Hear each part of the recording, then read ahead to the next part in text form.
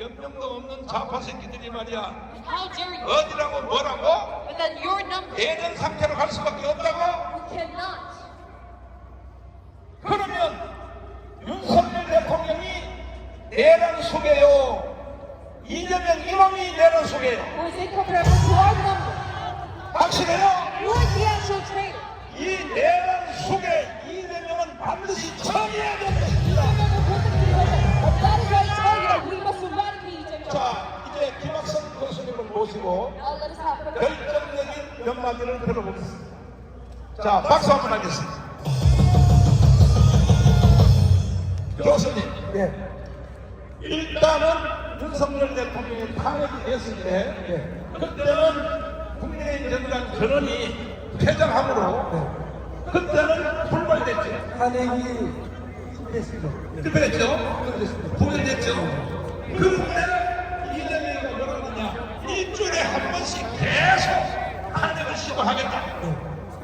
그러니까 두 번째는 탄핵이 결의가 됐어요. 헌법 13조 알아요? 목사님, 예, 헌법 13조?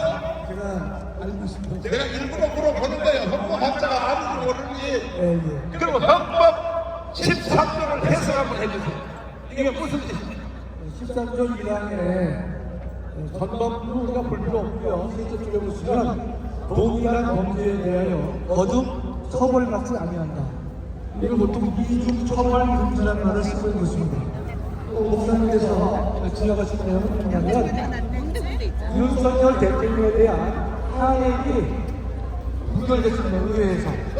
예. 이 탄핵이란 말을 다른 말로 바꾸면 파면 징계 요구가 파면 징계 요구를 했는데 국회에서 무결됐습니다. 그랬는데 바로 이어서 동경의 사유였던 부산을 가지고 다시 한번 탄핵하는 일을 요구하고 나왔습니다.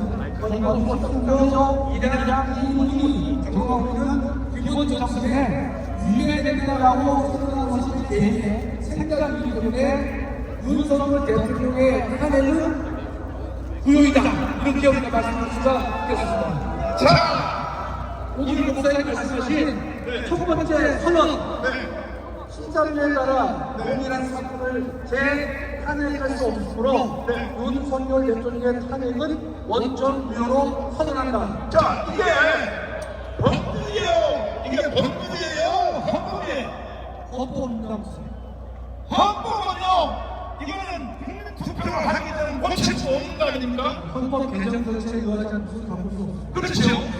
그런데 헌법 13조에 내가 다 박사님한테 배웠잖아, 이거. 네. 그러니까 국민의 사고는 재탄핵할 수 없다고 헌법에 못 박혔다면 오늘 이 시간부로 윤석열 대통령을 대통령으로 원상복귀한 것을 선언합니다.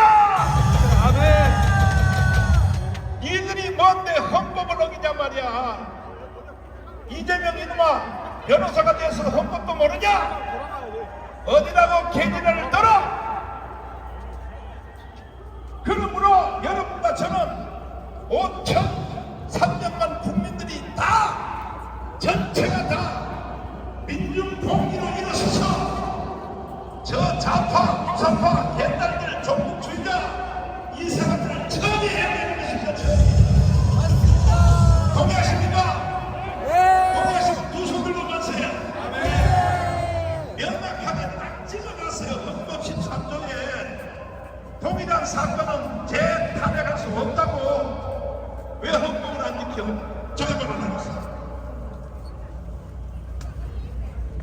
존경하는 애국 동지 여러분, 지금의 대한민국은 피투성이가 된 채 버려진 어린아이와 같습니다. 나라를 살리기 위한 대통령의 고뇌 어린 결단을 내란이라고 몰아붙이면서 대통령을 내란에 수교라고 합니다. 우리가 대통령을 지키려는 것은 윤석열을 지키려는 것이 아니라 대한민국을 지키려는 것이고 자유민주주의를 수호하기 위한 것입니다. 그래서 우리의 이런 노력은 맹목도 아니고 맹종도 아닌 것입니다. 민주당은 대통령을 옹호하거나 편을 들면 내란 선전으로 처벌하겠다고 합니다. 대한민국의 정의는 사라졌고 공의마저 뒤죽박죽 되었습니다. 존경하는 애국동지 여러분, 우리는 계엄에 대한 이해가 매우 부족합니다. 계엄을 무조건 나쁜 것으로만 이해하고 있는데 이는 매우 잘못된 것입니다. 만일 계엄이 나쁘다면 헌법이 왜 계엄 선포를 대통령에게 허용했겠습니까? 계엄 그 자체는 결코 나쁜 것이 아닙니다. 헌법이 요구한 조건을 충족하지 못한 계엄, 그러한 계엄만이 불법이 되는 것이고 위헌이 되는 것입니다. 근본 선포된 대통령의 비상계엄은 헌법이 요구하는 국무의 심의라는 절차적 요건을 모두 충족했습니다. 또한 전시, 사변, 기타 국가 비상사태라는 상황적 요건은 대통령만이 판단할 수 있는 것으로 이러한 판단에 대한 사법심사는 허용될 수 없는 것입니다. 대통령의 판단이 잘못되었다고 여겨질 경우 헌법은 별도의 통제 방법을 규정하고 있는데 국회의 해제 요구가 이것일 것입니다. 국회가 해제를 요구하자 윤 대통령은 바로 계엄을 해제했습니다. 존경하는 애국민 여러분, 법의 극치는 불법의 극치라 했습니다. 이재명은 국정 공백을 메워줄 한독수 대책에 맞아 무너뜨렸습니다. 대행도 부족해 대행도 불사하려고 합니다. 아치가 진동하고 있습니다. 이재명과 민주당이 대한민국 전국 세력이 더욱 분명해졌습니다. 대한민국의 안보, 국격, 경제와 민생은 아랑곳하지 않고 오직 아버지 이재명의 대권 탈취에만 환원이 되어 있습니다. 민주당의 강화국적 상태를 한두 번 경험한 것이 아니지만 더 이상 할 말이 없습니다. 존경하는 애국민 여러분, 지금의 대한민국은 전망의 기로에 서 있습니다. 반국가 세력들이 오는 사자와 같이 헌법 수호세를 내어주면서 헌법을 가장한 폭력적 힘으로 공격하고 무너뜨리고 있습니다. 정부는 속절없이 무장 해제되고 있고 군, 경찰, 검찰, 언론이 모두 합세해서 반국가 세력에 동조하고 있습니다. 헌법 수호의 최후 보루인 헌법재판소마저 정의를 외면하고 있으니 나라의 운명이 머지않아 보이기도 합니다. 그러나 낙담하거나 좌절해서는 안 될 것입니다. 우리에게 세 개의 꿈이 있습니다. 첫 번째 꿈은 대통령의 당당한 복귀입니다. 두 번째 꿈은 이재명에 대한 유능한 법의 심판인 것입니다. 세 번째 꿈은 만국가 세력의 완전한 척결인 것입니다. 우리는 이 세 개의 꿈이 모두 이루어질 때까지 목숨 건 투쟁을 해야 할 것입니다.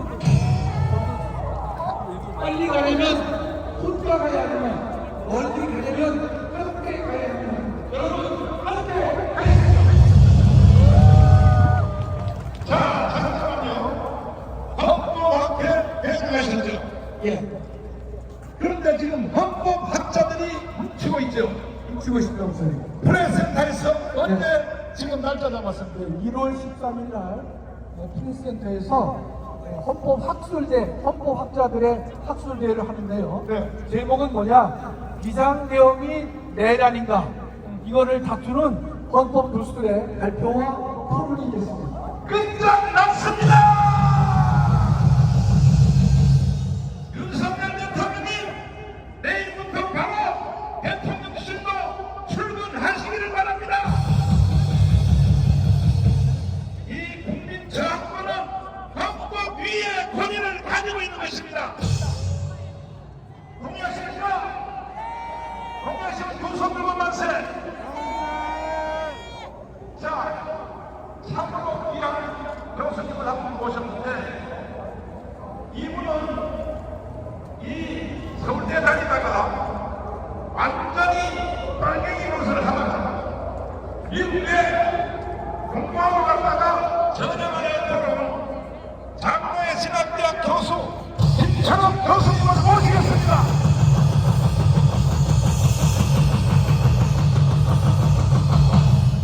한 가지만 물어보고, 아니 서울대 저 사회학교 다니다가 왜 교수님이 되세요?